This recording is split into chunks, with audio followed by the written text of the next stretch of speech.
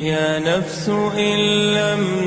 بسم اللہ الرحمن الرحیم اللہم صلی علی محمد وعلی آل محمد رب اشرح لی صدری ویسر لی امری واحلل عقدۃ من لسانی یفقہوا قولی۔ السلام علیکم ورحمۃ اللہ تعالیٰ سسٹرز، آج انشاءاللہ ہم سورہ آل عمران کی آیت نمبر 20 سے آنورڈ اسٹڈی کریں گے، اور جیسا کہ پچھلے لیکچر میں ہم نے پڑھا ہے کہ ان الدین عند اللہ الاسلام، کہ دین اللہ کے نزدیک صرف اور صرف اسلام ہے۔ تو اب جو لوگ اسلام کو سچا دین سمجھیں گے اور رسول اللہ صلی اللہ علیہ وآلہ وسلم کے طریقے پر عمل کریں گے تو وہ جو ہے وہ کامیاب ہوں گے، چاہے وہ کوئی بھی ہوں، چاہے وہ اہل کتاب میں سے کوئی ہوں جو آپ صلی اللہ علیہ وآلہ وسلم کے طریقے پر عمل کریں اور اسلام کو اپنا دین مانے، یا کوئی بھی کسی بھی جگہ سے ہو تو وہ کامیاب ہوگا۔ اور جو کوئی اس طریقے کو چھوڑے گا تو آپ صلی اللہ علیہ وآلہ وسلم سے جو ہے وہ ارشاد فرمایا جا رہا ہے کہ آپ اس بندے کو چھوڑ دیں، آپ کے ذمہ جو ہے وہ صرف پہنچانے کا کام ہے۔ اللہ خود اپنے بندوں کو پھر دیکھ لے گا، اللہ کی نظر میں تمام لوگ کہ کس نے کیا کیا ہے اور اس کے ساتھ اب کیا معاملہ کرنا ہے۔ تو یعنی کہ آپ صلی اللہ علیہ وآلہ وسلم کے ذمہ جو ہے وہ صرف پہنچانے کا کام ہے۔ جس نے آپ کی بات مان لی ٹھیک ہے، اس نے اپنی آخرت جو ہے وہ بچا لی، اس نے دنیا اور آخرت میں کامیابی پا لی، اور جس نے اس چیز کا انکار کیا، اس دعوت کا انکار کیا، تو اس نے خود اپنے آپ کو جو ہے وہ خسارے میں ڈالا ہے۔ تو یہ جو ہے یہ مضمون ہم آیت نمبر 20 میں پڑھنے جا رہے ہیں۔ آئیے آج کے لیکچر کو جو ہے ہم باقاعدہ سٹارٹ کرتے ہیں۔ اعوذ باللہ من الشیطان الرجیم، بسم اللہ الرحمن الرحیم۔ فَإِنْ حَاجُّوكَ فَقُلْ أَسْلَمْتُ وَجْهِيَ لِلَّهِ۔ پھر اگر تجھ سے یہ جھگڑے تو کہہ دے کہ میں نے تابع کیا اپنا منہ اللہ کے حکم پر، یعنی میں نے اپنا چہرہ اپنے رب کے حکم پر جو ہے وہ تابع کر دیا، یعنی اپنے آپ کو سرنڈر کر دیا اپنے رب پر، اپنے رب کے حکم پر، کہ جو میرا رب مجھے حکم دے گا میں اسی کو فالو کروں گا۔ اور پھر آگے آ رہا ہے وَمَنِ اتَّبَعَنِ، اور انہوں نے بھی جو کہ میرے ساتھ ہیں، یعنی جنہوں نے میرے طریقے کو فالو کیا، یعنی صحابہ کرام اور اس کے بعد جتنے بھی لوگ یعنی آپ صلی اللہ علیہ وآلہ وسلم کے طریقے پر عمل کرتے ہیں، تو ان کے متعلق کہا جا رہا ہے کہ میں نے اور ان سب لوگوں نے جنہوں نے میری پیروی کی ہے، ان سب نے اپنے چہرے کو اپنے رب کے لیے جو ہے وہ تابع فرمان کر دیا ہے، اپنی جو ول ہے اس کو چھوڑ دیا ہے، یعنی اپنی من مرضی کو چھوڑ کے اپنے رب کی مرضی کو جو ہے وہ فالو کرتے ہیں۔ تو یہاں سے یہ پتہ چلتا ہے کہ انسان کی اصل کامیابی یہی ہے کہ وہ سنت طریقے پر عمل کرے، دین اسلام کو قبول کرے اور پھر سنت طریقے کو بھی جو ہے وہ اپنائے، اس کی اصل کامیابی اسی چیز میں ہے۔ موطا امام مالک میں 1620 نمبر پہ آپ روایت ہے کہ آپ صلی اللہ علیہ وآلہ وسلم نے ارشاد فرمایا کہ میں تم میں دو چیزیں چھوڑے جا رہا ہوں، اگر تم نے ان کو مضبوطی سے تھامے رکھا تو تم ہرگز گمراہ نہ ہوگے۔ تو وہ دو چیزیں کیا ہیں؟ پہلی ہے اللہ تعالیٰ کی کتاب یعنی قرآن کریم، اور دوسری ہے رسول اللہ صلی اللہ علیہ وآلہ وسلم کی سنت۔ یعنی جو شخص ان دونوں چیزوں کو پکڑے گا، دونوں کو، ٹھیک ہے، میک شور کہ دونوں چیزیں ہوں، جو شخص ان دونوں چیزوں کو تھامے گا، ان دونوں چیزوں پر عمل کرے گا، وہ کبھی گمراہ نہیں ہوگا اور وہ واقعی کامیابی پائے گا، دنیا و آخرت میں کامیاب ہوگا۔ اچھا، ہمارے ہاں نا بدقسمتی سے یہ ہے جو لوگ قرآن کو کچھ لوگ مانتے ہیں تو وہ حدیث کا انکار کرتے ہیں، اور اسی طرح کچھ لوگ سنت کے اندر جب خود سے جو وہ ہے وہ غلو کرتے ہیں، اور اتنا غلو کرتے ہیں کہ قرآن کا جو ہے اس کے اندر جو ہے وہ منمانی تحریفیں کرنے لگ جاتے ہیں، اور مطلب بہت کم جگہوں پہ جو ہے وہ یہ چیز پائی جاتی ہے کہ وہ لوگ قرآن کو بھی مان رہے ہیں اور ساتھ میں سنت کو بھی اور حدیث کو بھی فالو کر رہے ہیں۔ تو حقیقی کامیابی کیا بتائی جا رہی ہے؟ کتاب اللہ اور رسول اللہ صلی اللہ علیہ وآلہ وسلم کی سنت۔ اسی طرح مستدرک للحاکم میں یہ روایت ہے 102 نمبر پہ کہ حضرت عائشہ رضی اللہ عنہا فرماتی ہیں کہ آپ صلی اللہ علیہ وآلہ وسلم نے ارشاد فرمایا کہ 6 آدمیوں پر اللہ تعالیٰ لعنت کرتا ہے۔ مستجاب الدعوات لعنت کرتے ہیں۔ مستجاب الدعوات وہ لوگ ہیں جن کی ہر دعا قبول ہوتی ہے، یہ ایسی جماعت ہے یعنی کہ جن کی دعا قبول ہوتی ہے، یعنی دعا کرنے والے جن کی دعائیں اللہ سنتا ہے۔ اور رسول اللہ صلی اللہ علیہ وآلہ وسلم بھی آپ ان لوگوں پر لعنت فرماتے ہیں۔ یہ 6 آدمی ہیں۔ یہ کون سے 6 آدمی ہیں؟ سب سے پہلے نمبر پر آتا ہے تقدیر کا انکار کرنے والا، دوسرے نمبر پر آتا ہے قرآن میں اضافہ کرنے والا، تیسرے نمبر پر آتا ہے اللہ تعالیٰ کی حرام کردہ اشیاء کو حلال سمجھنے والا، یعنی جو چیز اللہ تعالیٰ نے حرام کی ہے اس کو حلال کرنے والا، چوتھے نمبر پر آتا ہے ایسا صاحب منصب آدمی جو کہ باعزت لوگوں کو ذلیل کرے اور ذلیل لوگوں کو عزت دے، یعنی ایسا بندہ جس کو کوئی اتھارٹی ملی ہوئی ہے، کوئی سیٹ ملی ہوئی ہے، اور وہ ذلیل لوگوں کو جو ہے وہ اوپر کر رہا ہے، اور جو اچھے اور نیک لوگ ہیں ان کو جو ہے وہ نیچے کر رہا ہے، ان کو جو ہے وہ ڈیگریڈ کر رہا ہے۔ اور 5ویں نمبر پر آتا ہے آپ صلی اللہ علیہ وآلہ وسلم نے ارشاد فرمایا میری آل سے بغض رکھنے والا، اور چھٹے نمبر پر نبی علیہ السلام نے ارشاد فرمایا میری سنت کو ترک کرنے والا، یعنی جو میری سنت کو ترک کرتا ہے اس پر بھی اللہ لعنت کرتا ہے، اللہ کا رسول لعنت کرتا ہے صلی اللہ علیہ وآلہ وسلم، اور مستجاب الدعوات لعنت کرتے ہیں۔ یعنی سنت طریقے کو جو چھوڑتا ہے نا، یعنی نماز پڑھ رہا ہے سنت طریقے پہ نہیں پڑھ رہا، روزہ رکھا سنت طریقے پہ نہیں رکھا، یعنی سنت کو اس نے چھوڑ ہی دیا، تو ایسا شخص جو ہے وہ لعنتی ہے۔ اور اسی طرح صلی اللہ علیہ وآلہ وسلم کا ارشاد پاک ہے کہ میری تمام امت جنت میں جائے گی سوائے اس شخص کے جس نے خود انکار کیا۔ صحابہ کرام نے پوچھا اللہ کے رسول خود کون انکار کرے گا؟ تو نبی علیہ السلام نے ارشاد فرمایا کہ جس نے میری اطاعت کی اس نے جنت میں جانے کا جو ہے وہ اقرار کیا، یعنی وہ جنت میں جائے گا، اور جس نے میری اطاعت سے انکار کیا، میری نافرمانی کی، اس نے خود انکار کر دیا۔ تو گویا پتہ چلتا ہے کہ جنت میں داخلہ بھی آپ صلی اللہ علیہ وآلہ وسلم کی اطاعت سے ہی ملے گا۔ تو یہ بڑا امپورٹنٹ ہے یہ چیز سمجھنی کہ اگر ہمیں کامیابی چاہیے تو ہمیں آپ صلی اللہ علیہ وآلہ وسلم کے طریقے پر عمل کرنا ہے، دین اسلام کو فالو کرنا ہے، آپ صلی اللہ علیہ وآلہ وسلم کے طریقے پر عمل کرنا ہے، تب جو ہے ہم حقیقی طور پر جو ہے وہ کامیابی کی طرف جو ہے وہ بڑھ پائیں گے۔ ادروائز کوئی بھی شخص ہو بہت بڑے کام کر رہا ہے، بہت نیک ہے، بہت کچھ کر رہا ہے، لیکن اس کا طریقہ سنت پہ نہیں ہے، تو وہ عمل قابل قبول نہیں ہوگا، وہ چیز جو ہے وہ اس کی جو ہے وہ ایکسیپٹ نہیں کی جائے گی۔ عمل وہی مقبول ہے جو شریعت کے مطابق ہو۔ آگے بڑھتے ہیں۔ وَقُلْ لِلَّذِينَ أُوتُوا الْكِتَابَ وَالْأُمِّيِّينَ أَأَسْلَمْتُمْ، اور کہہ دو ان لوگوں سے جنہیں کتاب دی گئی اور امیین یعنی ان پڑھ لوگوں سے، أَأَسْلَمْتُمْ کہ کیا تم تابع ہوتے ہو؟ یعنی ان سے بھی کہہ دو، اہل کتاب سے اور ان پڑھوں سے جن کے پاس کوئی کتاب یعنی جن کے پاس کوئی وہ نہیں آئے، کوئی مصحف جو ہے موجود نہیں ہے، انہیں بھی بتا دو کہ کیا تم بھی ایمان لاتے ہو؟ فَإِنْ أَسْلَمُوا اگر وہ ایمان لائے، یعنی کہ انہوں نے اگر اس چیز کو جو ہے انہوں نے بھی فالو کرنا سٹارٹ کیا، یعنی اسلام پہ چلے، رسول اللہ صلی اللہ علیہ وآلہ وسلم کی سنت کو جو اپنایا، فقد اہتدوا تو پھر وہ ہدایت پا گئے ہیں،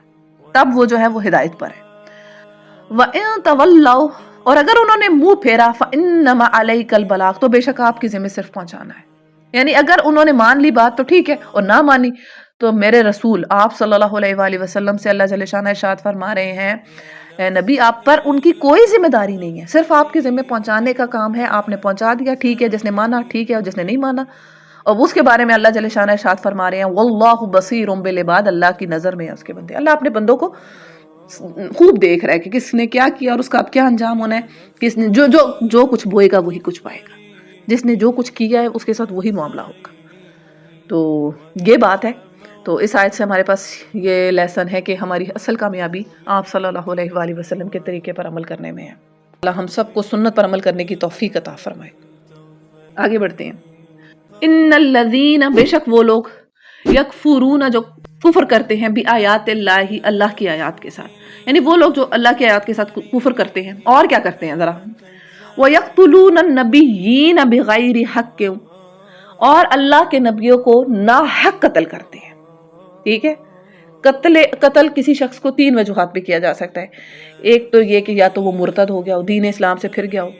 یا تو یہ کہ اس نے شادی شدہ شخص ہو تو اور اس نے زنا کیا ہو تو اس کو رجم کی سزا دی جائے، ٹھیک ہے۔ تیسرا یہ کہ اس نے کسی کو قتل کیا ہے، کسی انسان کو قتل کیا، کسی مسلمان کو، کسی مومن کو قتل کیا ہے، تو اس کی سزا کے طور پر اس کو بھی جو ہے قتل کیا جائے گا۔ تو اس کے علاوہ اگر کوئی شخص قتل کیا جا رہا ہے تو وہ ناحق قتل کیا جا رہا ہے۔ تو اللہ جل شانہ ارشاد فرما رہے ہیں کہ جو میری آیات کا انکار کرتے ہیں اور میرے نبیوں کو ناحق قتل کرتے ہیں، ناحق کرتے ہیں، میرے نبیوں نے تو ایسا کچھ کیا ہی نہیں ہے، وہ تو معصوم ہے، تو ان کا کیا معاملہ ہے؟ وَيَقْتُلُونَ الَّذِينَ اور قتل کرتے ہیں ان لوگوں کو بھی یأمرون بالقسط جو کہ انصاف کا جو ہے وہ حکم دیتے ہیں، یعنی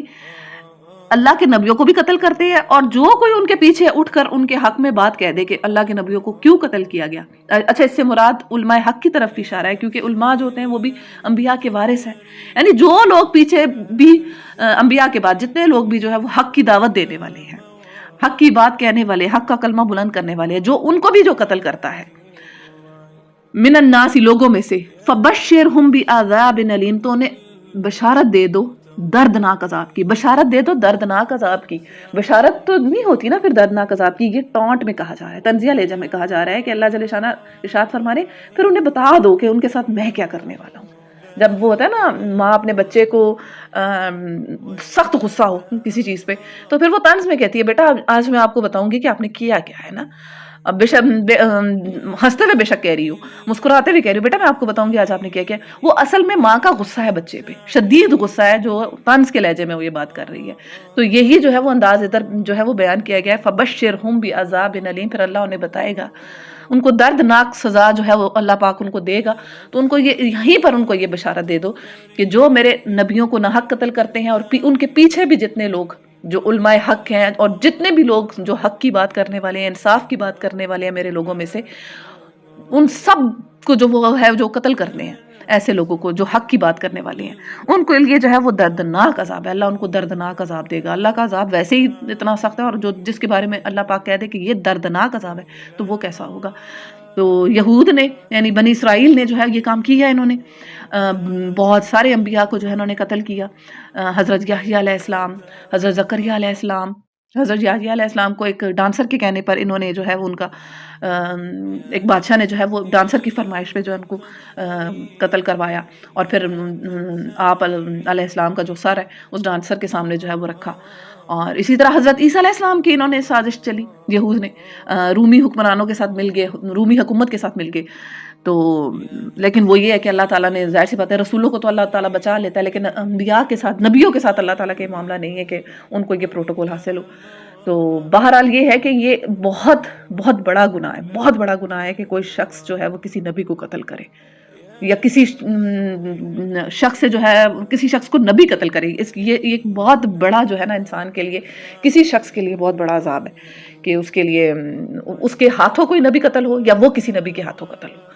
تو یعنی کہ یہ بہت بڑا انسان کے اوپر جو ہے وہ مغضوب ہے, وہ غضب میں ہے اللہ تعالیٰ کے. اور یہود کو اسی لیے کہا گیا کہ یہ مغضوب ہیں کیونکہ انہوں نے جان بوجھ کے اللہ کے نبیوں کو قتل کیا. ایک وہ ہوتا ہے نا کہ ایک انسان ہوتا ہے کہ جس کو سمجھ نہیں آئی یا اس کو پتہ نہیں چلا, یہ وہ تھے جن کو سب کچھ جان کر انہوں نے سب کچھ دیکھ کر اپنی آنکھیں بند کی, اور پھر اس کا انجام جو ہے وہ اللہ تعالیٰ نے ان پر یہ کیا ہے کہ پھر ان پر اللہ تعالیٰ نے بخت نظر, جسے نیبوکڈ نظر کہتے ہیں, اس کے ہاتھوں ان کی جو حالت ہوئی, پھر ٹائٹس رومی, پھر ایڈولف ہٹلر, ہر صدی میں یہ لوگ پٹے ہیں, ہر صدی میں ان کی شامت آتی رہی ہے. اور اب بھی اگر آپ ان کو دیکھیں گے نا تو یہ صرف اور صرف دنیا میں شر اور فساد پھیلانے والے ہی ہوں گے. ان کا کام یہی ہے, لوگوں کے اندر جو ہے نا وہ شرانگیزی پھیلانا. کہیں اگر دنیا میں امن ہے تو کہیں کچھ ایسا الٹا سیدھا کرو کہ دنیا کا امن برباد ہو. تھوڑے سے ہیں, چند ایک ہیں یہ لوگ, کروڑ کی تعداد ہے ان کی کوئی, اور پوری دنیا کو انہوں نے ڈسٹرب کر رکھا ہے. تو یہ ہوتا ہے کہ جب جو لوگ اللہ کے نبیوں کو قتل کریں اور علماء حق سے جو دشمنی کریں, یہ بہت بڑی بات آ رہی ہے. یہ بہت بڑی بات ہے کہ علماء حق سے جو بندہ دشمنی رکھتا ہے نا, اس کے لیے بھی اللہ تعالیٰ جو ہے بہت اس پر غضبناک ہوتا ہے. اللہ تعالیٰ کہتا ہے جس نے میرے کسی ولی سے دشمنی کی تو اس کے خلاف میرا اعلان جنگ ہے. یہ صحیح بخاری میں یہ روایت موجود ہے. تو یہ بہت بڑا گناہ ہے. اللہ تعالیٰ ہم سب کو اس چیز سے بچائے. آگے پڑھتے ہیں. اولئک الذین حبطت اعمالهم فی الدنیا والآخرۃ وما لهم من ناصرین. یہ وہ لوگ ہیں جن کے سارے اعمال دنیا و آخرت کے جو ہے وہ ضائع ہو گئے, اور ان کے لیے کوئی جو ہے وہ مدد نہیں ہے. یعنی دنیا آخرت میں کچھ بھی انہوں نے کوئی نیک اعمال کیے تھے نا, کوئی تھوڑی بہت بھی کوئی اچھا ہی ان کے اندر تھی, کوئی کسی ٹائم انہوں نے اچھا کام کیا, اللہ تعالیٰ نے سارا زیرو کر دیا. ان کرتوتوں کی وجہ سے اللہ تعالیٰ نے ان کے سارے اعمال کو جو ہے وہ ضائع کر دیا, زیرو کر دی ہے. بھی کئی ایسے گناہ ہیں جن سے انسان کے اعمال جو ہے وہ ضائع ہو جاتے ہیں, لائک ریاکاری سے کیا گیا عمل, غیبت, کسی کی غیبت انسان کرے اس سے بھی جو انسان کا عمل جو ہے وہ ضائع ہو جاتا ہے. تو اللہ تعالیٰ سے دعا ہے کہ اللہ تعالیٰ ہمارے اعمال کو ضائع ہونے سے بچائے, اور اللہ تعالیٰ اس روز جو ہے وہ خسارہ ہمیں اٹھانے والوں میں سے نہ بنائے. الم تر الی الذین اوتوا نصیبا من الکتاب. کیا تم نے دیکھا ان لوگوں کی طرف جنہیں کتاب کا کچھ حصہ ملا, کتاب کا کچھ حصہ ملا جنہیں یعنی علماء یہود اور نصارہ, اور کچھ حصہ سے مراد ہے کہ یعنی کچھ ہی حصے پر انہوں نے عمل کیا تھا, باقی تو انہوں نے کتاب کے اندر جو ہے امینڈمنٹس کر دی تھی, تحریف کر دی تھی. تو کچھ احکامات جو مرضی کے تھے رہنے دی, اور باقی کو تو انہوں نے مائنس کر دیا, اور عوام کو جو ہے انہوں نے حق بات جو ہے وہ ان تک حق جو ہے پہنچا ہی نہیں. یدعون الی کتاب اللہ, جب وہ بلائے جاتے ہیں کتاب اللہ کی طرف, اپنی ہی کتاب کی طرف, یعنی کتاب سے مراد ان کی اپنی کتاب تورات اور انجیل کی طرف جب وہ بلائے جاتے ہیں. کیوں بلائے جاتے ہیں؟ یحکم بینہم، کہ وہ ان کے درمیان جو ہے وہ فیصلہ کرے. یعنی وہ اپنی کتاب کی طرف اس لیے بلائے جاتے ہیں کہ اسی سے ان کے جو معاملات ہیں، ان کے جو تنازع ہیں، ان کے جو جھگڑے ہیں، ان کا فیصلہ کیا جائے. تو ہوتا کیا ہے پھر؟ ثم یتولی فریق منہم، تو ان میں سے ایک فریق پہلو تہی کرتا ہے، یعنی وہ جو ہے وہ کہتا ہے کہ میں نے جو ہے وہ اس فیصلے کی طرف نہیں آنا. وہم معرضون، اور وہ اس سے جو ہے وہ منہ پھیر جاتے ہیں. یعنی ان کو ان کی کتاب سے اگر ان کا فیصلہ کیا جائے، انہی کی بک سے، انہی کے اس مصحف سے جو جن پر جو ہے ان کا اپنا ایمان ہے، اسی سے ان کا اگر فیصلہ کیا جائے تو اس سے بھی جو ہے وہ جو ہے نا ان کو وہ ایکسیپٹ نہیں ہوتا، وہ اس پر بھی جو ہے وہ ماننے کو تیار نہیں ہوتے، اس پر بھی رضامند نہیں ہوتے. صحیح مسلم میں روایت آتی ہے 4377 نمبر پہ کہ آپ صلی اللہ علیہ وآلہ وسلم کے پاس کیس آتا ہے یہود کے ایک مرد اور عورت کا، کیونکہ آپ صلی اللہ علیہ وآلہ وسلم میثاق مدینہ کے تحت اس معاہدے کی روح سے آپ ہیڈ آف دا اسٹیٹ تھے. تو جتنے بھی یہود کے جو اور سارے یعنی کہ مدینہ کے اندر جتنے بھی فریق تھے، ان کے جتنے بھی مسائل ہوتے تھے تو ان کا جو فائنل حل ہوتا تھا اس کے لیے وہ رسول اللہ صلی اللہ علیہ وآلہ وسلم کے پاس ہی آتے تھے. تو یہود میں ایک مرد اور ایک عورت شادی شدہ تھے، انہوں نے زنا کیا. تو وہ یہودی اس معاملے کو لے کر آپ صلی اللہ علیہ وآلہ وسلم کی خدمت میں اور کہتے ہیں کہ اس کا فیصلہ کریں. تو آپ صلی اللہ علیہ وآلہ وسلم نے ارشاد فرمایا کہ تمہاری تورات میں کیا لکھا ہوا ہے، یعنی تمہاری بک میں اس کی کیا سزا ہے، تمہاری کتاب میں کیا سزا ہے. تو وہ کہتے ہیں کہ ہمارے ہاں یہ سزا ہے کہ جو مرد اور عورت ہے ان کا چہرہ کالا کر کے اس کو گدھے پر بٹھاتے ہیں اور اپوزٹ ڈائریکشن میں ان کو بٹھا دیتے ہیں اور بازاروں گلیوں میں پھراتے ہیں. تو اس پر آپ صلی اللہ علیہ وآلہ وسلم نے ارشاد فرمایا جاؤ اپنی کتاب کو لے کر آؤ، یعنی تورات کو لے کر آؤ کہ اس میں کیا لکھا ہوا ہے. تو وہ جب تورات کو لے کر آئے تو ان کے ایک عالم ابن سوریہ جو ان کا ایک بہت بڑا عالم تھا اس کو بلایا. تو اس کو کہتے ہیں آپ صلی اللہ علیہ وآلہ وسلم نے ارشاد فرمایا کہ پڑھو نا تورات کو نا، کہ یہاں سے، کیونکہ حضرت جبریل علیہ السلام نے آپ صلی اللہ علیہ وآلہ وسلم کو بتا دیا تھا کہ معاملہ کیا ہے، کہ یہ لوگ کیا کریں گے. تو جیسے ہی وہ عالم ان کا پڑھنے لگتا ہے تو جہاں پہ رجم کی آیات، رجم سے مراد یہ ہے، میں آپ کو بتا دوں، رجم یہ سزا ہے کوئی بھی شادی شدہ شخص چاہے مرد ہو یا عورت اگر وہ زنا کرے گا شادی شدہ تو اس کو رجم کیا جائے گا، یعنی پتھر مار مار کے اس کو سنسار کیا جائے گا، یعنی تب تک اس کو پتھر مارے جائیں گے جب تک کہ اس کی جان نہ نکل جائے. تو یہ اسلام میں بھی یہی سزا ہے، یہی کنٹینیوڈ ہے، یہی اپلائیڈ ہے، کیونکہ اس کی جو ہے وہ نفی نہیں ہوئی. تو رجم ہی کی سزا جو ہے وہ مسلمانوں میں بھی ہے، جو کہ آج کل تو ظاہر سی بات ہے اگر یہ سزائیں اپلائی ہوں تو معاشرے سے یہ ساری برائیاں ہی ختم ہو جائیں. تو اچھا بات ہو رہی تھی، تو وہ جیسے ہی آپ صلی اللہ علیہ وآلہ وسلم نے حکم دیا کہ پڑھو نا جو آیات ہیں، تورات کی آیات کو پڑھنے کا حکم دیا، تو جو ان کا جو عالم تھا ابن سوریہ، اس نے رجم کی جو آیات تھی ان پر اس نے اپنی ہتھیلی رکھ دی، چھپا دیا اور آگے پڑھنے لگا. تو پاس ہی عبداللہ بن سلام رضی اللہ عنہ تھے جو کہ یہودیوں کے پہلے بہت بڑے عالم تھے اور پھر اسلام انہوں نے قبول کیا. تو انہوں نے نبی علیہ السلام کو جو ہے وہ بتا دیا کہ انہوں نے رجم کی جو آیات ہیں ان پر ہاتھ رکھ لیا ہے. تو آپ صلی اللہ علیہ وآلہ وسلم نے ہتھیلی اٹھائی ان کی اور کہا کہ آپ پڑھو. تو وہ دیکھا نیچے رجم کی آیات تھی تو انہوں نے پڑھی، تو پھر ان کو جو ہے وہ ان کو رجم کیا گیا. اور اس پر یہودی جو بڑے تھے نا ان کو بڑا ان کو وہ تھا، غصہ تھا کہ یہ ایسا کیوں ہوا ہے. تو اس سے یعنی کہ دیکھیں ان کی کتاب سے ان کا جو فیصلہ کیا جا رہا تھا وہ اس پر بھی خوش نہیں تھے، یعنی کہ انہی کی کتاب کے تھرو نبی صلی اللہ علیہ وآلہ وسلم نے ان کے معاملے کو طے کیا، لیکن وہ اس سے بھی خوش نہیں تھے. یعنی کہ اگر آپ اس چیز کو آج کل کی ڈیٹ میں جنرلی بھی دیکھیں، اگر ہمارے درمیان بھی کوئی مسئلہ ہوتا ہے، ٹھیک ہے، اگر لوگوں کے درمیان کسی بات پر بھی جو ہے وہ تنازع ہو گیا اور انہیں کہا جائے بھائی قرآن کھولو، قرآن میں یہ بات ہے، تو کہیں گے نہیں جی یہ بات نہ کریں جی، اس چیز کو چھوڑ دیں آپ، یہ نہیں. دیکھیں قرآن کی بات تو اور بات ہے نا، ہم نے اپنا معاملہ اور طرح سے کرنا ہے، دنیا داری اور چیز ہے. اور یہ چیز اتنی وہ ہے، اللہ اکبر، کہ مسلمان بھی اس چیز میں اتنی بری طرح جو ہے وہ انوالو ہو گئے ہیں کہ وہ اللہ کی کتاب کو جو ہے وہ اس کے مطابق ان کا کوئی عمل نہیں ہوتا، کوئی ان کا فیصلہ ایسا نہیں ہوتا کہ جس میں جو ہے وہ کتاب اللہ سے جو ہے وہ دلیل لیں اٹھائیں. آج خود آپ بتائیں آج کی ڈیٹ میں کتنے لوگ ایسے ہیں جب ان کے درمیان جھگڑا ہو تو وہ یہ کہیں کہ آؤ کتاب اللہ کو کھولتے ہیں، اس میں ہمارے اس جھگڑے کا کیا حکم ہے، اور قرآن کو کھولتے ہیں کہ وہ ہمارے اس مسئلے پر جو ہے وہ کیا حکم دے رہا ہے. کہیں کسی حلقہ سے جو ہے وہ یہ آواز سننے میں نہیں آتی. اپنی مرضی سے جس کی لاٹھی اس کی بھینس ہوتی ہے، جو ظالم ہے وہ مظلوم پہ ظلم کیے جاتا ہے. اور اگر اس کو دعوت دی جائے قرآن کی اور اس کی تو کہتا ہے نہیں جی مجھے اس کی ضرورت نہیں ہے، اور میں نے اپنے معاملات جو ہیں وہ دنیا داری جو ہے وہ اسی طرح چلتی ہے، ایسے ہی چلتا آ رہا ہے، وہ بھی ایسا کر رہا ہے، فلاں بھی ایسا کر رہا ہے، ہم بھی ایسا ہی کریں گے. یہ جو معاملہ ہے نا، اللہ اکبر، یہ چیز انسان کو ہدایت نہیں حاصل کرنے دیتی. تو اللہ تعالیٰ سے دعا ہے کہ اللہ تعالیٰ جو ہے ہمیں ہدایت دے اور ہمارے سینوں پہ جو قفل ہے، اللہ اکبر، ان قفلوں کو کھولے اور ہمیں واقعی جو ہے وہ کتاب اللہ سے جو ہے وہ ہدایت لینے کی توفیق دے. تو یہ چیز ہے. اور اچھا اب ان کا یہ معاملہ ایسا کیوں ہے، یہ لوگ ایسا کیوں کرتے ہیں، یہ کتاب کی بات کیوں نہیں مانتے، کتاب اللہ کی طرف کیوں نہیں آتے؟ اس سے اگلی آیت میں جو ہے وہ اس چیز کی ریزن بھی بتا دی گئی ہے. وہ ریزن کیا ہے وہ بھی ذرا ہم پڑھتے ہیں. ذالک بانہم قالوا، یہ اس لیے ہے کہ وہ کہتے ہیں قالوا لا تمسنا النار، کہ نہیں چھوئے گی ہمیں آگ الا ایاما معدودات، سوائے چند دن کے. یعنی ہمیں جہنم کی آگ جو ہے وہ صرف چند دن جو ہے وہ چھوئے گی. ان کے کچھ عقیدے تھے، کچھ جگہوں میں ایسا آتا ہے ان کا کہ یہ یہود جو ہیں یہ کہتے تھے کہ ہمیں 40 دن آگ چھوئے گی، کیونکہ 40 دن جو ہے انہوں نے ہمارے جو بنی اسرائیل جو ہماری جو قوم تھی انہوں نے بچڑی کی پوجا کی، تو اسی کی سزا میں ہمیں 40 دن جو ہے وہ آگ جو ہے وہ ہمیں چھوئے گی، اور اس کے بعد جو ہے وہ ہم جہنم سے جو ہے وہ نکال دیے جائیں گے. تو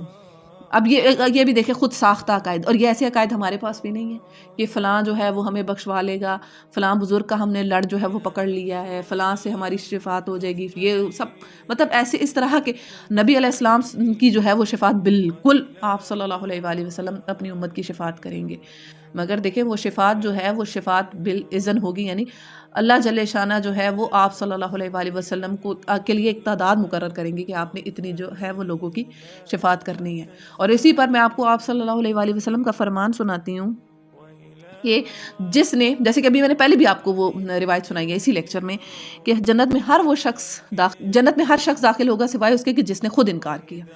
تو صحابہ نے پوچھا کون ہے انکار کرنے والا؟ تو آپ صلی اللہ علیہ وسلم نے ارشاد فرمایا جس نے میرے طریقے سے انکار کیا اس نے خود جنت میں جانے سے انکار کیا. تو یہ نبی علیہ السلام خود ارشاد فرما رہے ہیں. اور اسی طرح لوگوں کے اس طرح کے عقائد بھی ہوتے ہیں کہ ہم نے جو ہے وہ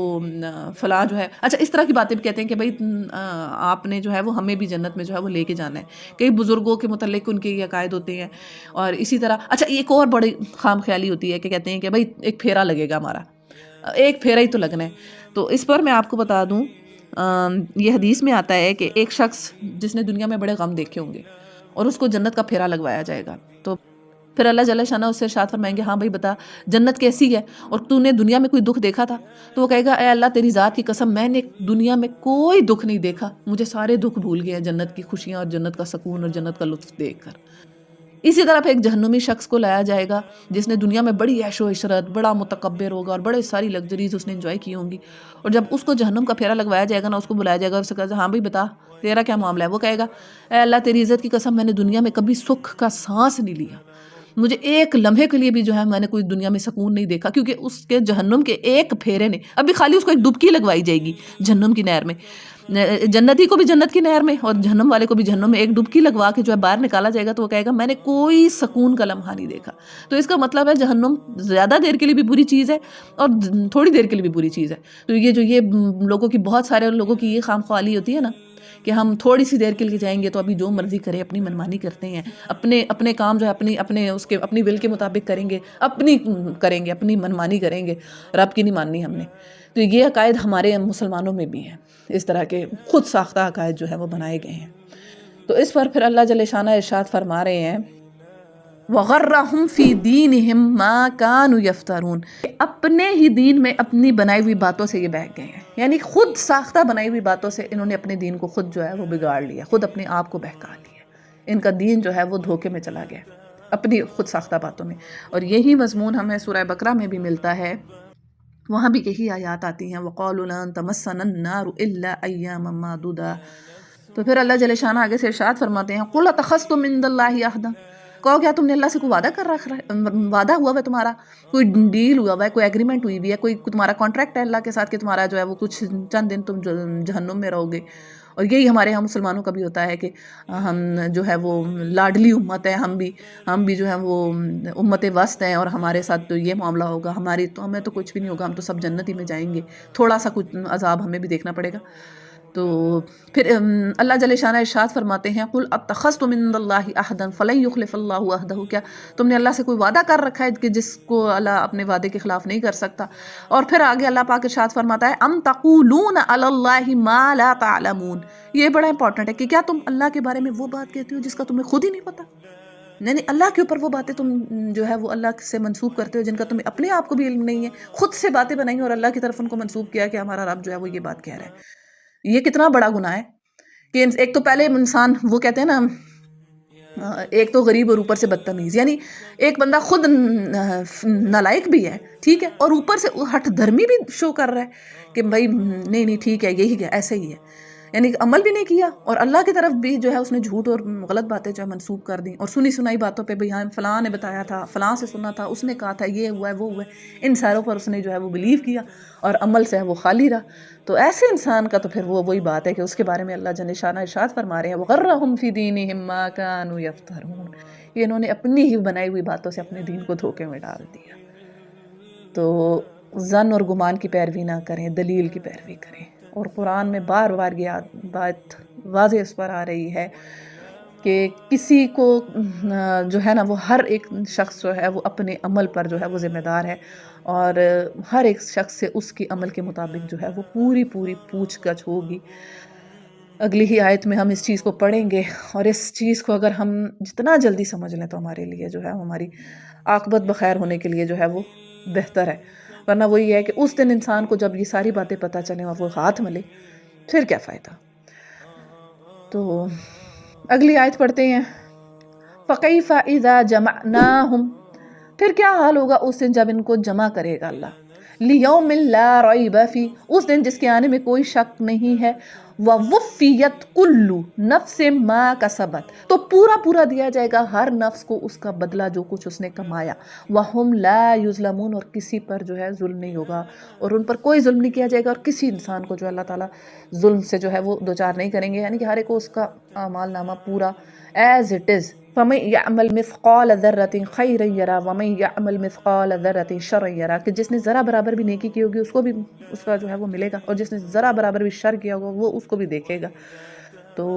اور یہ جو ہے نا الفاظ وَوُفِّيَتْ كُلُّ نَفْسٍ، تو پورا اللہ اس کو بدلہ دے گا، ہر شخص کو اس کے اپنے عمل کا پورا بدلہ ملے گا۔ تو یہ چیز ہمیں آج ہی سمجھنی ہے، اور اس کے مطابق اپنا عمل آج ہی سے ڈالنا ہے، کل کبھی نہیں آئی۔ قبرستان ایسے لوگوں سے بھرا پڑا ہوا ہے جنہوں نے یہ کہا تھا کہ ہم کل سے نماز پڑھیں گے، ہم کل سے روزہ رکھیں گے، ہم کل سے سچ بولیں گے، ہم کل سے رشوت نہیں لیں گے، ہم کل سے سود کھانا بند کر دیں گے، ہم کل سے بدلیں گے۔ کل نہیں آتی، آج ہی کریں، اور آج ہی اپنے آپ سے عہد کریں، اور اپنے آپ کو اپنے رب کے آگے سرنڈر کر دیں، اور آپ صلی اللہ علیہ وآلہ وسلم کے مطابق، آپ صلی اللہ علیہ وآلہ وسلم کی سنت کے مطابق اپنی زندگی گزارنے کی جو ہے وہ کوشش کرنا جو ہے وہ سٹارٹ کریں، آہستہ کرتے ہر چیز میں جو ہے وہ جو ہے انسان جو ہے وہ پھر اللہ تعالیٰ انسان کو اس چیز کا فہم دے دیتا ہے، اور اللہ تعالیٰ کی تائید اور نصرت ہوتی ہے ایسے بندے کے ساتھ۔ اور پھر وہی بات ہے کہ جتنا جو کوئی اللہ کے دین کے لیے جتنا اپنے آپ کو خالص کرتا ہے تو اللہ تعالیٰ اس کے لیے اتنے جو ہے وہ دنیاوی راہ بھی جو ہے اس کے لیے آسان کر دیتا ہے، جیسے کہ سورہ محمد میں اللہ تعالیٰ کا وعدہ ہے ان تنصروا اللہ ینصرکم، کہ اگر تم اللہ کی مدد کرو گے تو اللہ تمہاری مدد ضرور کرے گا۔ تو یہ چیز اس آیت کو اپنے جو زندگی کا نصب العین بنا لیں کہ اگر تم اللہ کی مدد کرو گے تو اللہ تمہاری مدد کرے گا، تو کئی کام آپ کے سیدھے ہو جائیں گے، اور کئی چیزیں سمجھنے جو ہے نا وہ آسان ہو جائیں گی سمجھنی، اور ان پر عمل کرنا بھی اور آسان ہو جائے گا۔ تو آج کے لیکچر کو ہم یہیں پہ اینڈ کرتے ہیں، کیونکہ آگے جو آیت آ رہی ہے وہ بہت امپورٹنٹ ہے، اس کو ہم انشاءاللہ نیکسٹ لیکچر میں جو ہے وہ کور کرتے ہیں، اور اللہ تعالیٰ سے دعا ہے کہ جو کچھ ہم نے پڑھا اس پر ہمیں عمل کرنے کی توفیق عطا فرمائے، اور اس پیغام کو اوروں کے ساتھ جو ہے وہ شیئر کرنے کی توفیق دے۔ السلام علیکم ورحمۃ اللہ تعالیٰ۔ فَإِنْ حَاجُّوكَ فَقُلْ أَسْلَمْتُ وَجْهِيَ لِلَّهِ وَمَنِ اتَّبَعَنِ وَقُلْ لِلَّذِينَ أُوتُوا الْكِتَابَ وَالْأُمِّيِّينَ أَأَسْلَمْتُمْ فَإِنْ أَسْلَمُوا فَقَدِ اهْتَدَوْا وَإِن تَوَلَّوْا فَإِنَّمَا عَلَيْكَ الْبَلَاغُ وَاللَّهُ بَصِيرٌ بِالْعِبَادِ إِنَّ الَّذِينَ يَكْفُرُونَ بِآيَاتِ اللَّهِ وَيَقْتُلُونَ النَّبِيِّينَ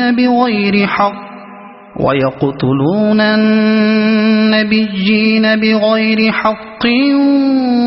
وَيَقْتُلُونَ الَّذِينَ يَأْمُرُونَ بِالْقِسْطِ مِنَ النَّاسِ فَبَشِّرْهُم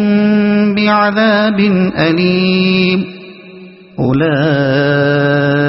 الذين حبطت أعمالهم في الدنيا والآخرة وما لهم من ناصرين ألم تر إلى الذين أوتوا نصيبا من الكتاب يدعون إلى كتاب الله ليحكم بينهم ثم يتولى فريق منهم وهم معرضون ذلك بأنهم قالوا لن تمسنا النار إلا أياما معدودات وغرهم في دينهم ما كانوا يفترون فكيف إذا جمعناهم ليوم لا ريب فيه ووفيت كل نفس ما كسبت وهم لا يظلمون